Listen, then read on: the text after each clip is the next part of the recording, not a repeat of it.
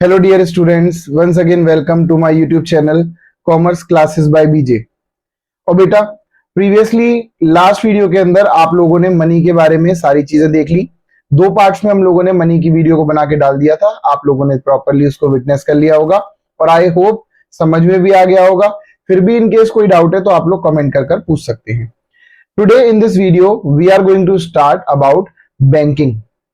I already told you that this is a combined unit that you need to study, which is together called as money and banking. Although book के अंदर अगर आप देखेंगे तो chapter 5 signify कर रहा था मनी को और चैप्टर 6 सिग्निफाई करेगा आपके बैंकिंग को, पर एज वी ऑलरेडी नो कि दोनों चीज आपस में लिंक्ड है, क्योंकि without banking money is worthless and without money banking is worthless. तो इस चैप्टर के अंदर जो टॉपिक है, अगर आप हेडिंग देखेंगे तो यहां पर दो बैंक के बारे में बात करी जाएगी। One is called as commercial bank and second is called as central bank. तो firstly you need to understand what is the basic difference between both of these bank. मतलब ऐसा क्या है जो कमर्शियल बैंक को सेंट्रल बैंक से difference करता है। ऑल्दो ये टॉपिक जो है वो बिल्कुल चैप्टर के लास्ट में आएगा, पर मैं आप लोगों को एक छोटा सा बेसिक आइडिया से शुरुआत करना चाहता हूं। कमर्शियल वर्ड का मतलब होता है बिजनेस। तो बेटा कोई भी ऐसा बैंक जो बेसिकली व्यापार कर रहा है, बिजनेस कर रहा है, जो कमाई के लिए काम कर रहा है, तो आप उसको बोल देंगे कमर्शियल बैंक। ठीक है, मतलब बेसिक एम जिस बैंक का क्या हो, टू अर्न प्रॉफिट।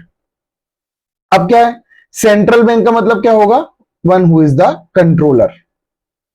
क्योंकि बहुत सारे हमारे इंडिया के अंदर बहुत सारे क्या हो गए, कमर्शियल बैंक्स हो गए, जिसके कारणवश अब इतने बड़े अक्रॉस इंडिया अगर आप किसी चीज को कवर करना चाहते हैं, आप चाहते हैं कि वहां पर इतने सारे बैंक्स जो हैं, अलग अलग ब्रांचेस जो हैं, ये सब एक दायरे में, एक फ्रेमवर्क में बंद कर चलें, तो पूरे एंटायर बैंक्स को एक जगह कंसोलिडेट करके बोला जाता है बैंकिंग सेक्टर।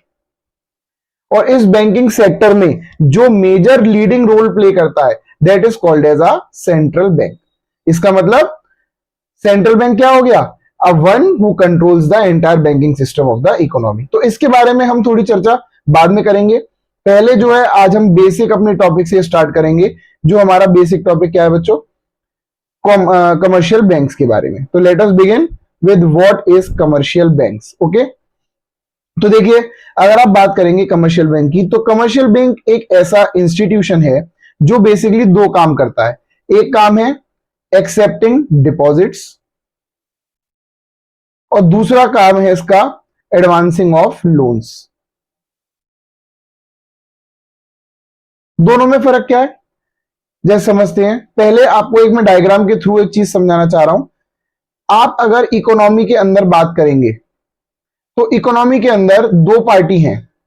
एक पार्टी सपोज करिए, जैसे फर्स्ट यूनिट के अंदर मैंने आप लोगों को पढ़ाया था, हम लोग टू सेक्टर मॉडल में डील कर रहे हैं। तो टू सेक्टर मॉडल के अंदर let us consider only there are two parties, one is household and another party is called as firms. बेटा हम सभी जानते हैं हाउस होल्ड का काम क्या है। हाउस होल्ड पैसे को हमेशा क्या करता है, अपने पास सेव करता है। तो सेव करने से इनके पास जो मनी होती है वो क्या रहती है, ज्यादा रहती है। एज अ रिजल्ट ये जो मनी इन पे ज्यादा रहती है तो they are termed to be as surplus units. और फर्म्स हमेशा क्या करती हैं, इन्वेस्ट करती हैं, और इन्वेस्ट करने की वजह से हमेशा इनके पास मनी की जो कैटेगरी रहती है वो माइनस में यानी कि नेगेटिव में रहती है। अब क्या है, जब एक के पास सरप्लस मनी है और दूसरे के पास नेगेटिव मनी है तो उसको बोला जाएगा डेफिसिट यूनिट। तो अब समझिएगा, ये सरप्लस यूनिट है, ये डेफिसिट यूनिट है। मतलब इसके पास पैसा एक्स्ट्रा पड़ा हुआ है और इसके पास पैसा कम है। तो एज अ रिजल्ट एक ज्ञानी व्यक्ति ने बनाया बैंक का सिस्टम। उसने कहा कि भाई क्यों ना इन दोनों की परेशानी को सॉर्ट आउट कर दिया जाए। कैसे परेशानी सॉर्ट आउट होगी कि सरप्लस फंड इनसे तो उठा लिया जाएगा और जिनको जरूरत है उनको दे दिया जाएगा। तो यही दो क्या हो गए, कमर्शियल बैंक के फंक्शन हो गए। कि कमर्शियल बैंक क्या करता है बच्चों, पहले तो आपके डिपॉजिट्स को एक्सेप्ट करता है। इसका मतलब ये जो सरप्लस यूनिट है वो सरप्लस यूनिट अपना फंड कहां देगी, आपका बैंक को प्रोवाइड करेगी। और दूसरा पॉइंट आपका क्या हो गया, एडवांसिंग ऑफ लोन्स। मतलब यही जो बैंक आपकी यूनिट है वो क्या करेगी, डेफिसिट फर्म्स को वो पैसा प्रोवाइड कर देगी। अब आप कहेंगे कि इससे बैंक को क्या फायदा हो रहा है, तो क्योंकि बैंक मूर्ख नहीं है, और बैंक क्या है, कमर्शियल वर्ड है, इसका मतलब बैंक इज डूइंग बिजनेस, और बिजनेस करने का मतलब बैंक कैसे भी करके क्या करेगा, प्रॉफिट कमाएगा। तो बेटा जिस रेट पर आप बैंक को पैसा देते हैं that is called as borrowing rate. Borrowing rate क्यों बोला जाता है, क्योंकि बैंक ने आपसे वो पैसा उस रेट पर बोरो करा है। सपोज करिए 8% इंटरेस्ट, अगर बैंक ने आपसे जो लोन लिया, मतलब सॉरी बैंक ने आपसे जो डिपॉजिट्स लिए, बैंक आपसे कह रहा है कि उस पर वो आपको 8% की इंटरेस्ट प्रोवाइड करेगा। और दूसरा होता है लैंडिंग रेट। लैंडिंग रेट का मतलब क्या होता है, जाहिर सी बात है जो भी सरप्लस यूनिट से पैसा गया है वो बैंक अपने पास तो रखेगा नहीं, उस पैसे को वो चैनलाइज करेगा वो आगे, और आगे किसके पास जाएगा, फर्म्स के पास जाएगा, मतलब डेफिसिट यूनिट के पास जाएगा। और डेफिसिट यूनिट के पास जब पैसा जाएगा तो that will be termed as lending rate, क्योंकि इस पर ये पैसा भी बैंक आगे फ्री में नहीं देगी, इस पे भी इंटरेस्ट चार्ज की जाएगी बैंक के द्वारा। यहां पर जब बैंक आपको क्या कर रही है, इंटरेस्ट पे कर रही है, तो जाहिर सी बात है यहां पर फर्म्स आपको बैंक को इंटरेस्ट को पे करना पड़ेगा। लैंडिंग रेट सपोज करो कितना है, 10%। तो आपको बेसिकली दिमाग में क्या रखना है कि जब भी आप बोरोइंग रेट की बात करोगे, बोरोइंग रेट हमेशा होगा लो, बोरोइंग रेट होगा हमेशा लो, और लैंडिंग रेट होगा हमेशा हाई।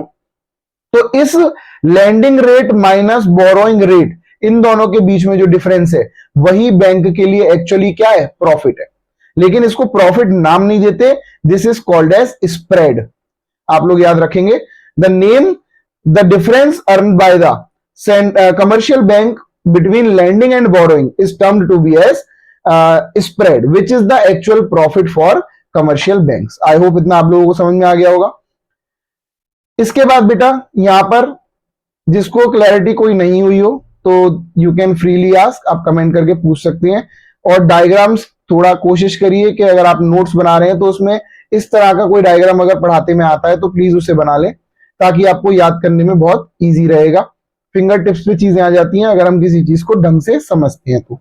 अब हमको सेकंड टॉपिक जो स्टार्ट करना है that is function of commercial bank, जिसके बारे में बेसिकली मैं आपको ऑलरेडी बता चुका हूं, पर अभी हमने बेस पढ़ा है तो अब हम थोड़ा इसका डिटेल्ड वर्जन भी देखेंगे।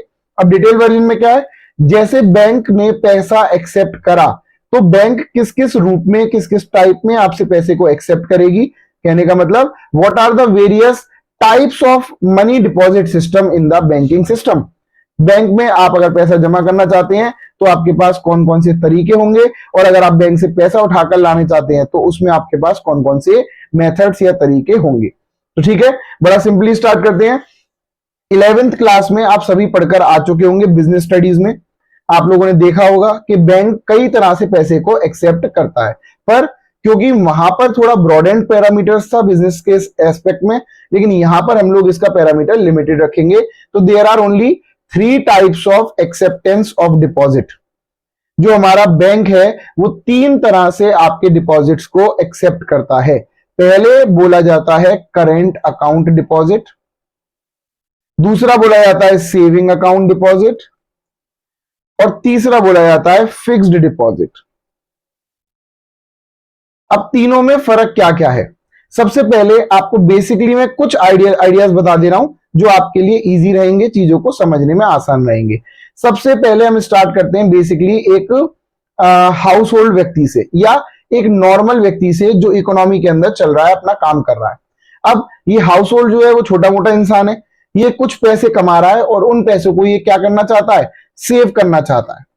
लेकिन इसे पता है कि अगर वो घर में रख रहा है तो कभी ना कभी क्या हो रहा है, आपातकालीन स्थिति या कोई ऐसी कंटिजेंट सिचुएशन आ रही है कि उसको वो पैसा यूटिलाइज करना ही पड़ रहा है, और उसके पास कोई भी ऑप्शन नहीं बच रहा कि वो सेव कर सके।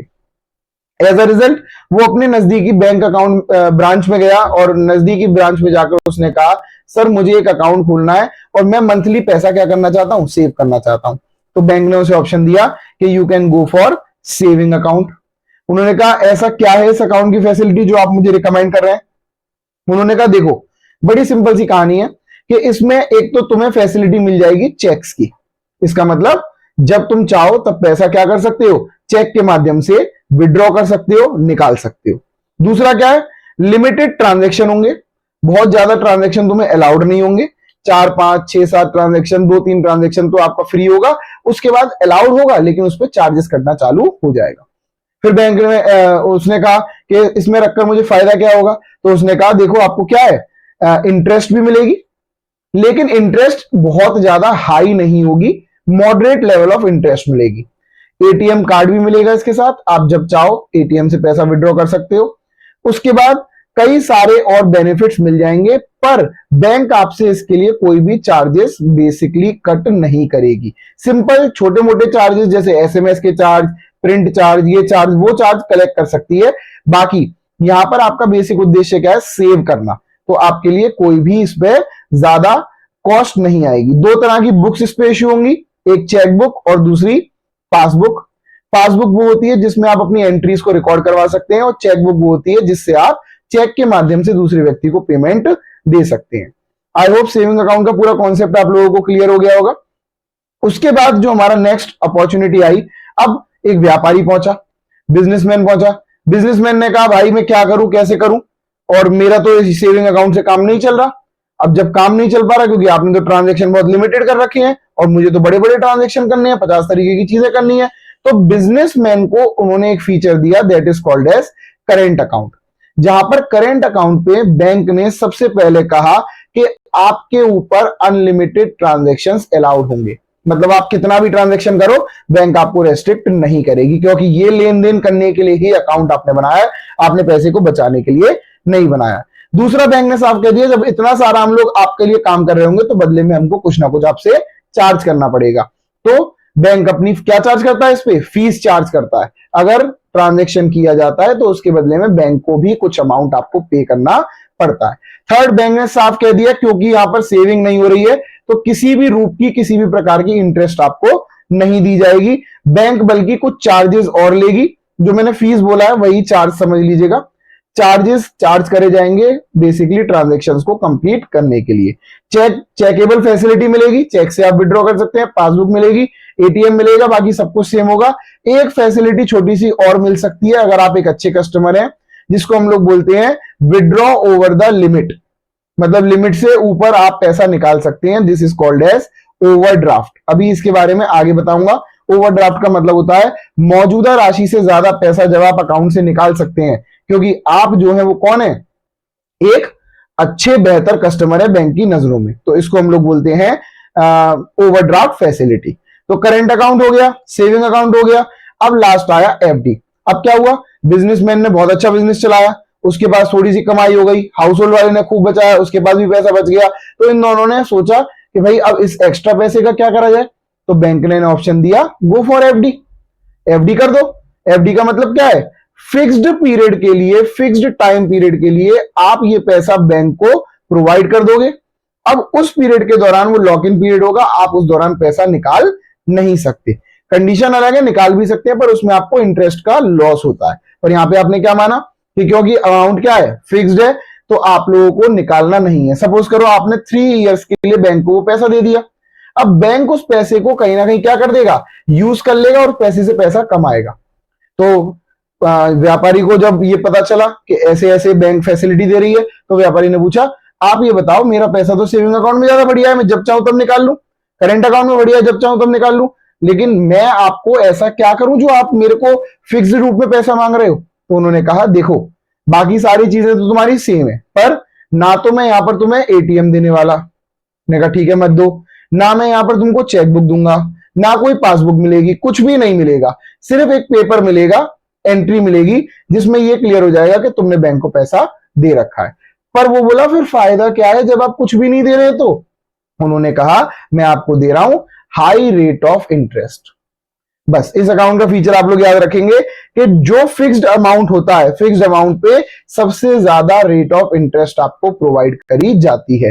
तो अब आपके पास 3 ऑप्शन हो गए बच्चों, आप पहले दूसरे तीसरे किसी भी ऑप्शन में से जाकर क्या कर सकते हैं, पैसा अपना डिपॉजिट कर सकते हैं बैंक के पास। अब दूसरा कोई व्यक्ति पहुंच गया, दूसरे व्यक्ति ने कहा कि सर अब मैं पैसा लेना चाहता हूं, तो बैंक ने कहा एडवांसिंग ऑफ लोन्स हम करते हैं। उन्होंने कहा कैसे करते हैं आप, हम 3 तरह से एडवांस देते हैं। पहला आपका आ गया कैश क्रेडिट, दूसरा पॉइंट आपका आ गया डिमांड लोन्स, और तीसरा आपका आ गया शॉर्ट टर्म लोन्स। बेटा जिसको समझ में नहीं आ रहा हो तो प्लीज पूछ लीजिएगा कमेंट करके। और मैं एक बात छोटी सी बताना भूल गया आप लोगों को, एक्सेप्टिंग डिपॉजिट्स और एडवांसिंग ऑफ लोन्स पहले प्राइमरी फीचर्स हैं। हम लोगों ने बैंकिंग के फीचर को भी, मतलब कमर्शियल बैंक के फीचर को भी दो पार्ट में बांट रखा है, जिसमें पहला पार्ट हमारा क्या है, प्राइमरी फंक्शन। प्राइमरी फंक्शन आपके क्या है, accepting of deposits and advancing of loans. अभी हम एडवांसिंग ऑफ लोन्स के अंदर का मतलब 3 पॉइंट देखेंगे, जिसमें पहला पॉइंट आप लोगों को देखने को मिलेगा कि बैंक से जब आप पैसा लेने जा रहे हैं तो सबसे पहले इजीएस्ट तरीका या शॉर्टेस्ट तरीका मैं कहूं पैसे लेने का, तो वो क्या है आपका, कैश क्रेडिट। अब देखो बेटा नाम से क्लियर हो रहा होगा, जैसे कि ये कैश वर्ड आ रहा है इसमें। कैश का मतलब क्या होता है, ऐसी चीज जो बहुत ही ज्यादा क्या है, लिक्विड है, मतलब जिसको आप लोग यूज कर सकते हैं और उस चीज को यूज करके आप ट्रांजैक्शंस कर सकते हैं। तो जितने भी बच्चे कॉमर्स से रिलेटेड इस वीडियो को देख रहे हैं उन सभी को करंट असेट्स के बारे में पता होगा, और अगर बाकी किसी स्ट्रीम के बच्चे इस वीडियो को देख रहे हैं तो उनको मैं करंट असेट्स का मतलब बता देना चाहता हूं। देखो जब बिजनेस में कोई पैसा लगाया जाता है तो पैसा जो लगता है वो जरूरी नहीं है कि बहुत ज्यादा किसके लिए हो, लॉन्ग टर्म के लिए हो। तो इस दौरान बैंक से क्या उम्मीद करी जाती है कि बैंक आपको मतलब इन लोन्स के बतौर पैसा आपको प्रोवाइड कर देगा। सॉरी माय बैड, मैं बताना क्या चाह रहा हूं आप लोगों को कि दो तरह के असेट्स है आपके, एक लॉन्ग टर्म असेट और दूसरा आपका शॉर्ट टर्म असेट। ठीक है, तो एक बिजनेस में लंबे समय तक चलता रहेगा और एक शॉर्ट टर्म में वो क्या हो जाएगा, जल्दी से कैश के अंदर कन्वर्ट हो जाएगा। तो बेसिकली जो आपके शॉर्ट टर्म असेट्स हैं, शॉर्ट टर्म असेट्स मतलब which are going to get liquidated within time period of 1 year, current assets बोलते हैं उनको एक्चुअली, करंट असेट्स। करंट मतलब हाल ही में, जैसे अब सपोज करो मैंने एग्जांपल समझा, bills of exchange. Bill of exchange क्या होता है, एक पर्सन ए है एक पर्सन बी है, ए ने बी को क्या करा, कोई सामान बेचा क्रेडिट पर, कितने रुपए का, 1 लाख रुपीस का। अब जाहिर सी बात है बी को 1 लाख रुपए पे करने हैं, किसको, ए को पे करने हैं। पर क्योंकि आपको समझ में आना चाहिए, अब ये बिल्स ऑफ एक्सचेंज ड्रॉ कर दिया गया होगा, उधारी का एक बिल काट दिया गया होगा ए ने किसके नाम पर, बी के नाम पर। तो बी के पास 3 मंथ का टाइम है, किसका, 3 मंथ का टाइम है कि वो उस पेमेंट को कर सके। अब 3 मंथ में वो कभी भी कर दे, पहले दिन कर दे या आखिरी दिन करे, लेकिन बी ए उससे कब तक पैसा नहीं मांग सकता, जब तक 3 मंथ पूरे ना हो जाए। पर 3 मंथ के बाद तो वो किस में कन्वर्ट होगा, कैश में कन्वर्ट होगा ही होगा। तो ए के लिए ये बिल ऑफ एक्सचेंज क्या हो गया, असेट हो गया। ये बिल ऑफ एक्सचेंज असेट हो गया क्योंकि अभी ये उसको बेनिफिट देगा with in the range of 3 month. अब 3 महीने के अंदर वो पैसा कन्वर्ट हो जाएगा किसमें, कैश के अंदर। तो ऐसे असेट को आप लोग नाम देते हैं करंट असेट। और करंट असेट कितने टाइम फ्रेम तक होते हैं, 1 ईयर। 1 साल के अंदर अंदर कोई भी चीज जो कैश में कन्वर्ट हो जाएगी उस चीज को आप लोग नाम देते हैं करंट असेट्स। आई होप इतना समझ में आ गया होगा। तो बस यहां पे आपको कुछ नहीं करना, आपको अपने बैंक में जाना है और अगर ऐसा कोई भी असेट आपके पास है तो आपको उसको प्रोवाइड करना है बैंक को। जैसे यहां पे बिल ऑफ एक्सचेंज है तो बिल ऑफ एक्सचेंज मैंने रख दिया किसके पास, बैंक के पास, और बैंक से जाकर मैं क्या ले आया, कैश क्रेडिट ले आया। ठीक है, अब यहां पर दूसरी बात क्या है, मान लो कैश क्रेडिट मुझे बैंक ने दे दिया 1 लाख रुपए का, बैंक ने कह दिया कि आप 1 लाख रुपए निकाल सकते हो, पर मैंने अकाउंट से सिर्फ निकाले 20,000, तो मुझे जो इंटरेस्ट पे करनी पड़ेगी वो सिर्फ 20,000 पे ही करनी पड़ेगी, ना कि पूरे 1 लाख रुपए का। ठीक है, सेकंड पॉइंट आ जाता है आप लोगों का डिमांड लोन। 11 से आप लोग पढ़ते हुए आ रहे हैं, डिमांड का मतलब क्या होता है, मांग। तो जब बैंक ने कहा कि भाई मैं तुझे लोन तो दे दे रहा हूं, कोई दिक्कत की बात नहीं है, लेकिन जिस समय पे मैं मांगू तुझे मुझे ये लोन को क्या करना पड़ेगा, रिटर्न बैक करना पड़ेगा, वापसी करना पड़ेगा। इसने कहा ठीक है मुझे कोई दिक्कत नहीं है, जब आप कहेंगे मैं इसको क्या कर दूंगा, आपको मैं रिटर्न कर दूंगा। उसने कहा ठीक है वेल एंड गुड, मुझे कोई परेशानी नहीं है। तो ऐसे लोन्स को बोला गया डिमांड लोन्स। और तीसरा बेसिक पॉइंट आ गया, that is called as short term loans.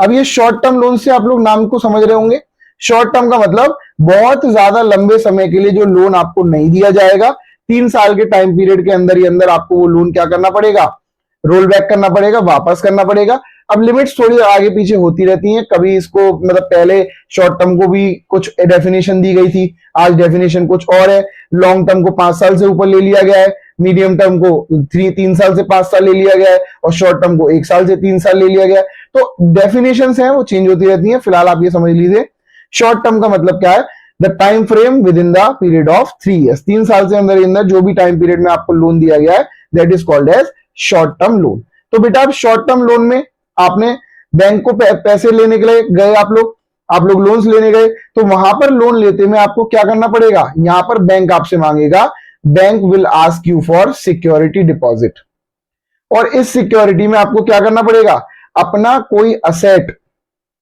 कौन सा असेट, करेंट असेट नहीं होगा, वो होगा कोई भी लॉन्ग टर्म असेट या short term asset, normal asset होगा, जैसे कि फर्नीचर, बिल्डिंग, प्लांट, मशीनरी, कोई भी चीज हो सकती है, पर वो करंट असेट का पार्ट नहीं होगा, क्योंकि करंट असेट सिर्फ किस लिए गिरवी रखे जा सकते हैं, कैश क्रेडिट के लिए। और शॉर्ट टर्म लोन लेने के लिए आपको नॉर्मल असेट रखना पड़ेगा।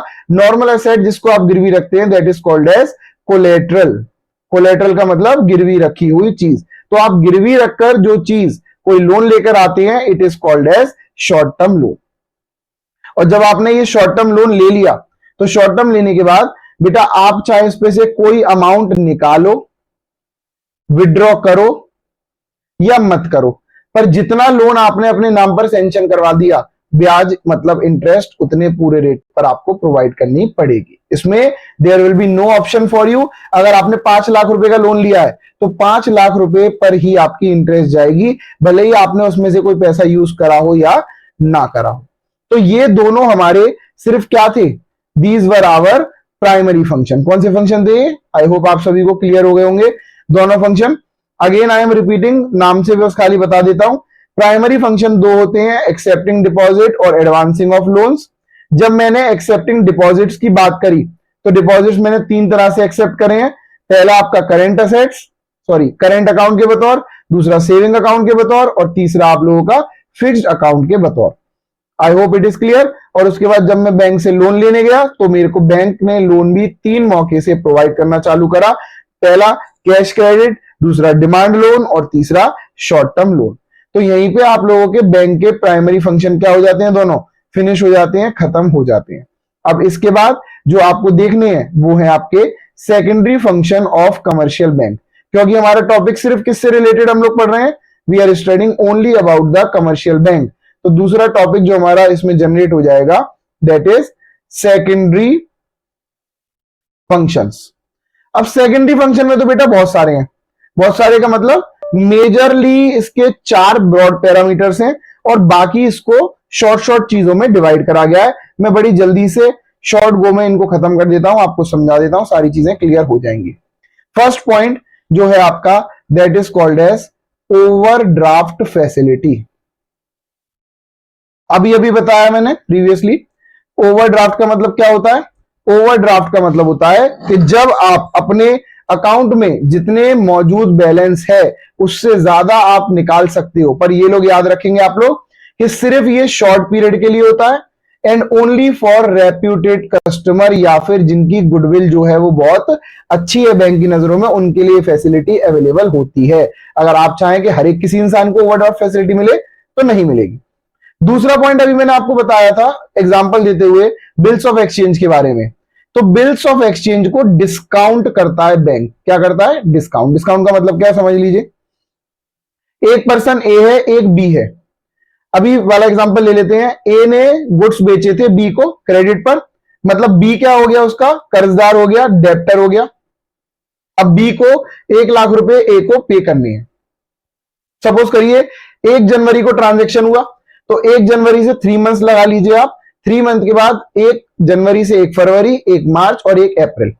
तो 1 अप्रैल तक जो पूरा टाइम आया, 1 अप्रैल को ए अपना पैसा क्लेम कर सकता है।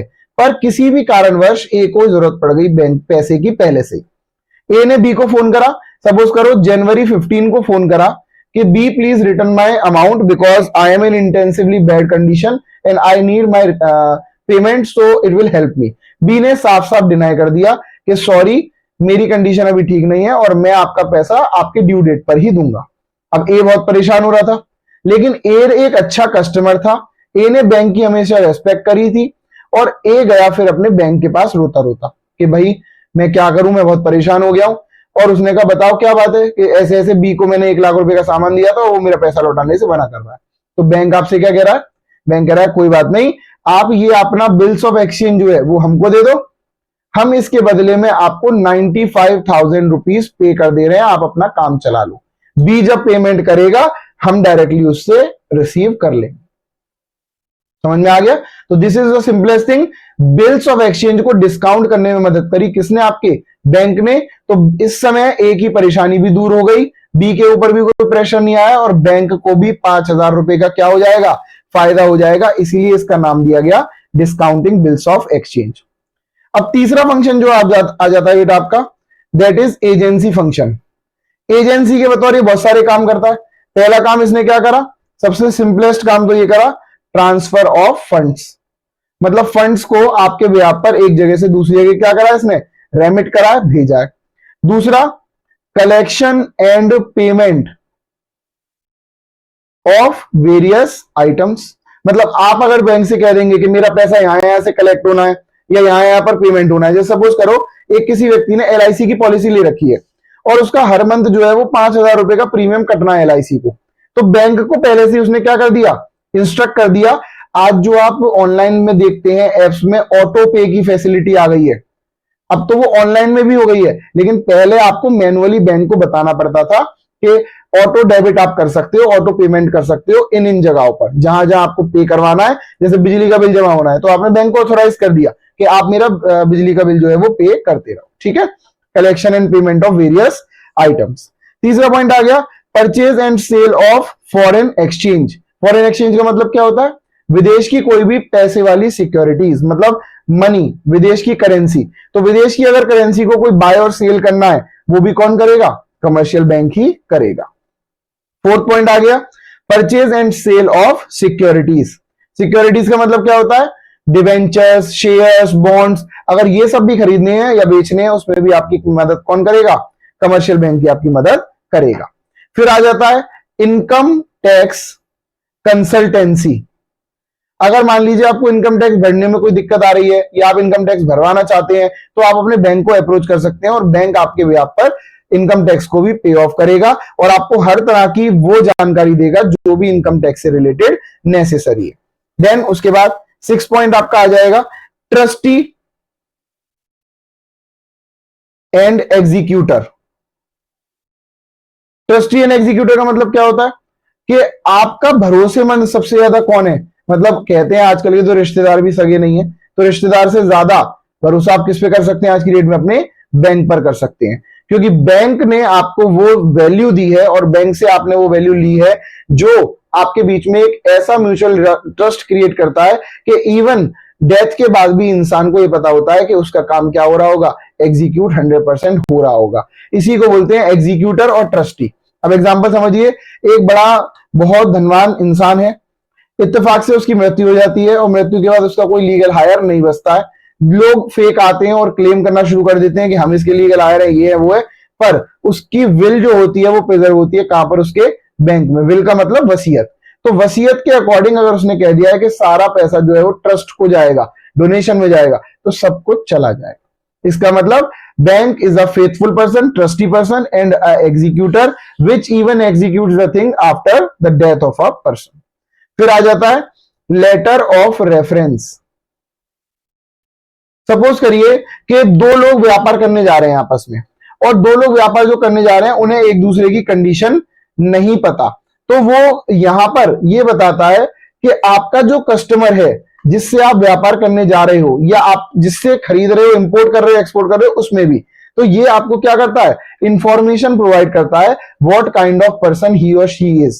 कहीं फिक्टिशियस पर्सन तो नहीं है, कहीं कोई फेक पर्सन तो नहीं है, कहीं झूठ तो नहीं चल रहा, कुछ असलियत है या नहीं है। तो ये सारी चीजें किसमें मिलती हैं? आपको लेटर ऑफ रेफरेंस में मिलती है। दोनों पार्टी ए और पार्टी बी अपने आप को एक लेटर ऑफ बैंक से लाकर रेफरेंस लेटर को इंट्रोड्यूस करती हैं, जहां पर दोनों के बीच में ट्रस्ट कायम करने में बहुत मदद करता है। तो 7 पॉइंट आपको समझ में आ जाएंगे। ये आपके एजेंसी फंक्शन। कौन कौन से एजेंसी फंक्शन हम लोगों ने पढ़े? फर्स्ट फंक्शन हम लोगों ने पढ़ा ट्रांसफर ऑफ फंड्स, दूसरा पढ़ा हम लोगों ने collection of payments and various items. Then फिर हम लोगों ने पढ़ा था purchase and sale of foreign exchange, फिर हम लोगों ने पढ़ा purchase and sale of securities, income tax consultancy, trustee and executor, and then letter of reference. अब जो लास्ट फोर्थ हमारे फंक्शन बचते हैं, they are called as general utility function. Utility का मतलब आपको पता ही है, सहूलियत देने के लिए, फैसिलिटीज देने के लिए। तो फैसिलिटी देने के लिए बैंक ने कुछ फंक्शन चलाए, जिसमें पहला फंक्शन आया लॉकर फैसिलिटी। आज तो खैर हम लोग अपने घरों में ज्यादा पैसे या अमाउंट कुछ भी चीज रखना बहुत सेफ समझ रहे हैं, क्योंकि हमें कहीं ना कहीं ट्रस्ट जो इश्यूज हो गए वो बैंक के साथ भी हो गए, कई सारे बैंक्स फेल हो गए, तो उसके बाद से हमको डर बैठ गया है मन में कि कोई दिक्कत ना हो जाए। इसलिए हम लोगों ने जनरली, लेकिन majority of people locker prefer करते हैं, क्योंकि उन्हें लगता है कि bank is a secured safe place, जहां पर वॉल्ट बने होते हैं और उन वॉल्ट के अंदर वो अपने प्रीशियस आइटम्स को रख सकते हैं, gold, silver, then other types of precious metals को रखा जा सकता है। दूसरा पॉइंट क्या होता है, ट्रेवलर्स चेक। अब ये ट्रेवलर्स चेक का मतलब क्या है बेटा? ट्रेवलर्स चेक का मतलब है, पहले क्या होता था कि लोग वालों के साथ लूट वगैरह होने के, चोरी वगैरह होने के चांसेस ज्यादा रहते थे, जिससे वो लोग डरते थे। तो अब बैंक ने एक फैसिलिटी दी कि अगर आप यहां इस सिटी में हैं तो आप बैंक जाइए, एक ट्रेवलर्स चेक इशू करवाइए, सिर्फ उस पेपर को लेके आप आराम से ट्रेवल करो, जिस दूसरे पॉइंट पर आप पहुंचोगे वहां जाकर आप बैंक की ब्रांच में जाओ और वहां से आपको वो चेक देकर क्या मिल जाएगा? पैसा मिल जाएगा। जनरली मूवीज में देखा होगा आप लोगों ने इस तरह के ट्रांजेक्शन होते हुए, ठीक है। देन उसके बाद सी पॉइंट आ जाता है लेटर ऑफ क्रेडिट। देखो दोनों में फर्क है, कंफ्यूज मत होना। लेटर ऑफ क्रेडिट और लेटर ऑफ रेफरेंस एक दूसरे से अलग है। लेटर ऑफ रेफरेंस में सिर्फ क्या बताया जाएगा कि हाँ ये व्यक्ति ठीक है, कोई दिक्कत की बात नहीं है, कोई गड़बड़ नहीं है और इससे आप ट्रेड कर सकते हो। पर लेटर ऑफ क्रेडिट बताएगा आपकी क्रेडिट वर्दीनेस, कि आपको उधार कितना दिया जा सकता है, आपकी कैपेबिलिटीज कहां तक है, आपकी फाइनेंशियल पोजीशन कहां तक है, और रीपेमेंट आप करने में कोई दिक्कत तो नहीं कर दोगे सामने वाले को, ठीक है। देन उसके बाद ये अंडर राइटिंग सिक्योरिटीज, ये पॉइंट बहुत इंपॉर्टेंट है, आप लोग ठीक से समझ लीजिएगा। वैसे बिजनेस स्टडीज में आप लोगों ने शेयर्स वाला चैप्टर पढ़ा हुआ होगा, जिसमें आपको पता है हर कंपनी अपने शेयर को इशू करती है। अब देखो बेटा, मार्केट में बड़े बड़े प्लेयर्स हैं, Adani group, Ambani group, Tatas group, Birlas group. अगर ये कल को कोई एक कंपनी को बनाकर अपने शेयर इशू करते हैं तो इन लोगों को सब लोग प्रेफर करेंगे, सब लोग इन्वेस्टर्स जितने भी होंगे वो इनके प्रति भागेंगे और तुरंत इनके शेयर्स को परचेज कर लिया जाएगा। पर हम आप जैसे लोग, कॉमन मैन, अगर कोई कंपनी बनाकर चलाने की कोशिश करता है तो जरूरी नहीं है कि उसको 90% लोग सब्सक्राइब करें ही करें। तो एज अ रिजल्ट ऐसे लोग जो जिनको लगता है कि मार्केट्स में अपने शेयर को इशू कर कर पैसा उठाने में पब्लिक से क्या हो जाएगा, टफ हो जाएगा, और हो सकता है हम इसमें क्या हो जाएं, फेल हो जाएं। तो इस डर की वजह से वो लोग जाते हैं किसके पास? बैंक के पास, और बैंक से कहते हैं कि आप हमारे क्या बन जाइए? अंडर राइटर बन जाइए। अंडर राइटर बनने का मतलब क्या होता है? वहां पर बैंक सारे के सारे शेयर्स उस कंपनी के एक बार में परचेज कर लेता है, लेकिन बिलो द वैल्यू। एग्जांपल के बतौर सपोज करो मैंने एक कंपनी बनाई और मैंने 10 रुपए का एक शेयर निकाला, और शेयर निकाले मैंने 1 लाख शेयर निकाले, तो 1 लाख या 10 लाख शेयर निकाले, 10 लाख शेयर 10 रुपए के निकालकर मुझे वैल्यू मिलनी चाहिए थी 1 करोड़ रुपीस। पर क्योंकि मुझे पता है मेरे को ज्यादा लोग जानते नहीं है, ज्यादा लोगों से मेरी सिमिलैरिटी नहीं है, फैमिलियराइजेशन नहीं है, तो एज अ रिजल्ट मुझे वो 1 करोड़ रुपए मार्केट से मिलना बड़ा टफ टास्क लग रहा था। मैं गया बैंक के पास, मैंने कहा सर आप मुझे पैसे दे दीजिए। बैंक ने कहा ठीक है कोई दिक्कत नहीं है, आप अच्छे कस्टमर हैं, हम आपको 9 रुपए के हिसाब से आपके पूरे 10 लाख शेयर आपसे परचेज कर ले रहे हैं। तो मुझे कितने रुपए मिल गए? 90 लाख रुपीस मुझे मिल गए, और बाकी 10 लाख रुपीस किसकी कमाई हो जाएगी? बैंक की हो जाएगी। अब आप कहोगे कैसे हो जाएगी? जो आपसे शेयर्स बैंक ने परचेज करे हैं 10 लाख, वो बैंक अपने पास रखेगी नहीं, वो बैंक अपने अपने कस्टमर्स को सेल आउट कर देगी उसकी फुल फेस वैल्यू के ऊपर। तो हर शेयर जो बैंक बेचेगी उस पर उसको 1 रुपी कमीशन मिल जाएगा। इसीलिए इसको बोला जाता है अंडर राइटिंग सिक्योरिटीज, क्योंकि बैंक बल्क में खरीद लेता है और फिर धीरे धीरे करके उसको लॉट्स में सेल करता है। जो हमारा लास्ट पॉइंट है वो है कलेक्शन ऑफ स्टैटिस्टिक्स। अब कलेक्शन ऑफ स्टैटिस्टिक्स का मतलब क्या है? आपको पता है आज दुनिया के अंदर डेटा एक बहुत बड़ा मेजर रोल हो गया है। बिना डेटा के तो ये मान लीजिए कि आप कुछ भी नहीं है, अगर डेटा नहीं है तो कुछ नहीं है। तो डेटा कलेक्ट कर कर आपको कोई बिजनेस करना है, आपको कोई काम करना है, कोई नई चीज शुरू करनी है, तो उसके लिए आप क्या करेंगे, आप अपने बैंक से कह सकते हैं कि please help me in collection of the data, जिससे कि डेटा आपके लिए कलेक्ट हो जाएगा और उस हिसाब से आप अपने डिसीजन ले सकते हैं। तो बेटा मेजोरिटी ऑफ चैप्टर आप लोगों ने कवर कर लिया है, मतलब कमर्शियल बैंक का तो पूरा पोर्शन जाहिर सी बात है कि कवर हो गया, इसके प्राइमरी फंक्शन भी कवर हो गए और सेकेंडरी फंक्शन भी कवर हो गए, पर इसका एक मोस्ट प्रोमिनेंट और इंपॉर्टेंट पॉइंट रह गया है जो मैं यहां पर आपको हाईलाइट करके लिख दे रहा हूं, जिसको हम लोग बोलते हैं क्रेडिट क्रिएशन। ठीक है, तो नेक्स्ट वीडियो के अंदर हम लोग मनी क्रिएशन या क्रेडिट क्रिएशन, आप कुछ भी कह सकते हैं इसको, उसके बारे में पढ़ेंगे और फिर हम लोग देखेंगे how does central bank plays the role in the economy, और सेंट्रल बैंक का क्या काम होता है, सेंट्रल बैंक के कौन कौन से फंक्शन होते हैं।